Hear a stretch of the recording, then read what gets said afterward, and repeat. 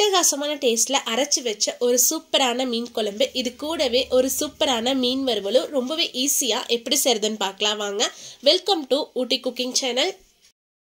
நான் இங்க 1 கிலோ அளவுக்கு கொடுவா மீன் எடுத்திருக்கேன். நீங்க இந்த மீனுக்கு பதிலா எந்த மீன் வேணாலும் பயன்படுத்தலாம்.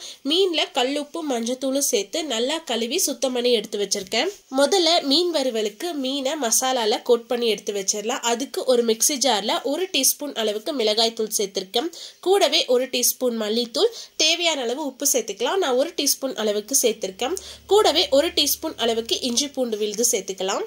இது கூடவே 4-5 பல்லு பூண்டு பற்கள் சேர்த்துக்கலாம். இஞ்சி சேர்க்க கூடாது. இது கூடவே 4-5 சின்ன வெங்காயம் சேர்த்துக்கலாம். தேவைப்பட்டா கொஞ்சமா தண்ணி ஊத்தி இது எல்லாத்தையுமே நல்லா திக்கான பேஸ்டா அரைச்சு எடுத்துட்டு வந்துடலாம். நல்லா நைஸா அரைச்சு எடுத்துக்கோங்க. அரைச்சி எடுத்த மசாலாவை ஒரு பிளேட்ல மாத்திருக்கேன். இது கூடவே 1 டேபிள் ஸ்பூன் அளவுக்கு கார்ன்ஃபிளவர் மாவு சேர்த்துட்டு எந்த ஒரு கட்டிகளும் இல்லாத மாதிரி நல்லா ஸ்மூத்தா கலந்து எடுத்துக்கலாம். இப்போ இதுல மீன் துண்டுகள் சேர்த்துக்கலாம். நான் 1/2 கிலோ அளவுக்கு மீன் துண்டுகள் சேர்த்திருக்கேன். இந்த மசாலா மீன் துண்டோட எல்லா பக்கமும் படுற மாதிரி நல்லா ஈவனா நம்ம கலந்து எடுத்துக்கணும். மசாலா ரொம்ப தண்ணியா இருக்கக்கூடாது.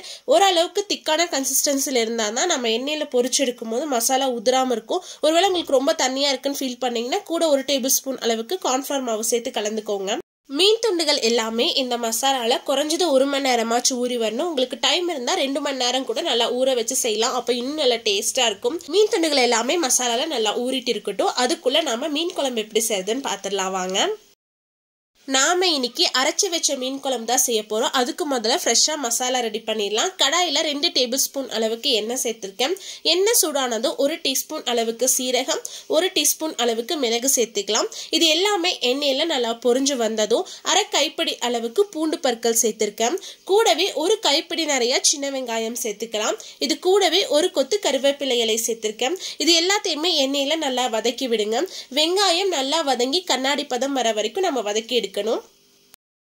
வெங்காயம் இந்த அளவுக்கு லைட்டா வதங்கி வந்ததும் இதுல தக்காளி சேர்த்துக்கலாம். நான் நல்ல பழுத்த தக்காளியா 2 பெரிய தக்காளி எடுத்திருக்கேன். சின்ன தக்காளியா இருந்தா 3 தக்காளி சேர்த்துக்கோங்க. இந்த தக்காளி நல்லா சாஃப்ட் ஆகிற வரைக்கும் நம்ம எண்ணெயில நல்லா வதக்கி விடணும்.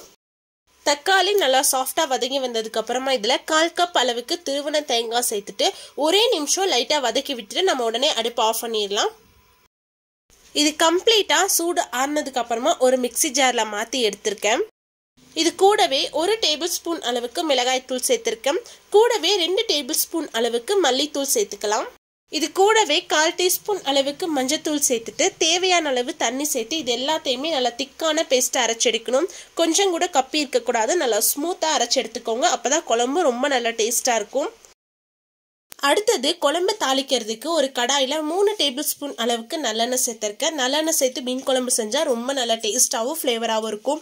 எண்ணெய் நல்லா சூடானது 1 டீஸ்பூன் அளவுக்கு கடுகு சேர்த்திருக்கேன். கடுகு நல்லா பொரிஞ்சது 1 டீஸ்பூன் சோம்பு, 1/2 டீஸ்பூன் வெந்தயம் சேர்த்துக்கலாம். கூடவே 1 கொத்து கறிவேப்பிலை இலை சேர்த்திருக்கேன். இது எல்லாமே எண்ணெயில நல்லா பொரிஞ்சு வந்ததும் 1 கைப்பிடி நிறைய சின்ன வெங்காயத்தை மெலிசா கட் பண்ணி சேர்த்திருக்கேன். ஒருவேளை நீங்க சின்ன வெங்காயத்தை கட் பண்ணாம முழுசா சேர்த்தும் செய்யலாம். அதுவும் இன்னும் நல்லா டேஸ்டா இருக்கும். வெங்காயம் நல்லா பொன்னிறம் ஆகிற வரைக்கும் எண்ணெயில நல்லா வதங்கி வரணும். கண்டிப்பா சின்ன வெங்காயம் சேர்த்து செய்யுங்க. பெரிய வெங்காயம் சேர்த்து செஞ்சீங்கன்னா குழம்பு அந்த அளவுக்கு டேஸ்டா இருக்காது. வெங்காயம் இந்த அளவுக்கு நல்லா வதங்கி வந்ததும் இதுல புளி தண்ணி சேர்த்துக்கலாம். நான் ஒரு எலுமிச்சம்பழம் சைஸ் புளியை தண்ணியில ஊற வச்சு கரைச்சி எடுத்திருக்கேன். இந்த தண்ணி சேர்த்துட்டு இது கூடவே 1 டீஸ்பூன் அளவுக்கு நான் மிளகாய் தூள் சேர்த்திருக்கேன். நம்ம ஏற்கனவே மசாலா அரைக்கும் போது மிளகாய் தூள் சேர்த்திருக்கோம். உங்களுக்கு காரம் இன்னும் கொஞ்சம் எக்ஸ்ட்ரா தேவைப்பட்டா மட்டும் மிளகாய் தூள் சேர்த்துக்கோங்க. சேர்த்துட்டு இதை நல்லா கலந்து விட்டுருங்க. புளி தண்ணி ஒரு 5 நிமிஷம் நல்லா கொதிச்சு வரணும். புளி தண்ணி சேர்த்து ஒரு 5 நிமிஷம் நல்லா கொதிச்சு வந்ததுக்கு அப்புறமா இதுல நம்ம ஃப்ரெஷ்ஷா அரைச்சு எடுத்து வச்சிருந்த அந்த மசாலா பேஸ்ட்டை சேர்த்துட்டு ஒரு தடவை நல்லா கலந்து விட்டுருங்க. இப்போ இதுல குழம்புக்கு தேவையான அளவு தண்ணி சேர்த்துக்கலாம். நான் மிக்ஸி ஜாரை அலாசிட்டு அந்த தண்ணி தான் சேர்த்திருக்கேன். குழம்பு உங்களுக்கு எந்த அளவுக்கு திக்னஸ்ல வேணுமோ அந்த அளவுக்கு நீங்க தண்ணி சேர்த்து நல்லா கலந்து விட்டுருங்க. இது கூடவே குழம்புக்கு தேவையான அளவு உப்பு சேர்த்துட்டு நல்லா கலந்து விட்டுறலாம். குழம்பு இந்த அளவுக்கு நல்லா கொதிச்சு வந்ததுக்கு அப்புறமா மூடி வச்சிடலாம். அந்த எண்ணெய் எல்லாம் சுத்தி வர நல்லா பிரிஞ்சு வரணும். அது வரைக்கும் இந்த குழம்பு வந்து நல்லா கொதிச்சு வரணும். 7ல இருந்து 8 நிமிஷம் வரைக்கும் நல்லா கொதிக்க வச்சு எடுத்துக்கலாம். சரியா 8 நிமிஷம் குழம்பு நல்லா கொதிச்சிருக்கு. இப்போ ஓப்பன் பண்ணி பார்த்துருக்கேன். நம்ம சேர்த்த எண்ணெய் எல்லாமே நல்லா பிரிஞ்சு குழம்போட அந்த பச்சை ஸ்மெல்லாம் போய் நல்லா குழம்பு கொதிச்சு வந்திருக்கு. இப்போ இதில் நம்ம மீன் துண்டுகளை சேர்த்துக்கலாம். மீனுடைய தலை வால் பகுதி இது எல்லாத்தையுமே நல்லா க்ளீன் பண்ணிட்டு குழம்புல சேர்த்துக்கோங்க. இந்த தலையும் வால் பகுதி குழம்புக்கு ரொம்ப நல்ல டேஸ்ட் கொடுக்கும். நிறைய பேருக்கு வந்து தலை சாப்பிட பிடிக்காது, அப்படி இருந்தாலும் பரவாயில்ல, அதை குழம்புல சேர்த்துக்கோங்க. அது நல்லா கொதிச்சு வரப்போ குழம்பு ரொம்ப நல்ல டேஸ்டா இருக்கும். மீன் துண்டுகளை சேர்த்துட்டு பெரிய கரண்டி யூஸ் பண்ணாம ஒரு சின்ன ஸ்பூன் யூஸ் பண்ணி லைட்டா கலந்து விட்டுருங்க. இப்போ மூடி வச்சு ஒரு 5 நிமிஷம் மட்டும் மிதமான சூட்ல நமக்கு வேக வச்சு எடுத்துக்கலாம். அதிக நேரம் வேக வச்சோம்னா மீன் எல்லாமே கரைஞ்சு போயிடும். சரியா 3ல இருந்து 5 நிமிஷம் வரைக்கும் நம்ம வேக வச்சு எடுத்தோம்னா போதும், சரியா இருக்கும். மூடி வச்சு ஒரு 5 நிமிஷம் கழிச்சு ஓபன் பண்ணி பார்க்கலாம். சரியா 5 நிமிஷத்துக்கு அப்புறம் ஓபன் பண்ணி பார்க்குறேன். நம்மளுடைய மீன் குழம்பு ரொம்பவே சூப்பராக ரெடி ஆயிடுச்சு. மீன் துண்டுகளும் ரொம்பவே சூப்பராக வெந்து வந்திருக்கு. உடனே நம்ம அடுப்பு ஆஃப் பண்ணிடலாம். இதுக்கு மேலே நம்ம கொதிக்க வச்சோம்னா மீன் துண்டுகள் எல்லாமே கரைஞ்சு போயிடும். கரண்டி யூஸ் பண்ணி ரொம்ப கலந்து விட்டீங்கனாலும் மீன் துண்டுகள் வந்து உடஞ்சு போயிடும். ஒரு சின்ன ஸ்பூன் வச்சு லைட்டாக கலந்து விடுங்க. கடைசியாக இதுக்கு மேலே கொஞ்சமாக கறிவேப்பிலை இலை, அப்படி இல்லைன்னா பொடியாக நறுக்கின மல்லி இலை சேர்த்துட்டு நம்ம அடுப்பு ஆஃப் பண்ணி எடுத்து வச்சிடலாம்.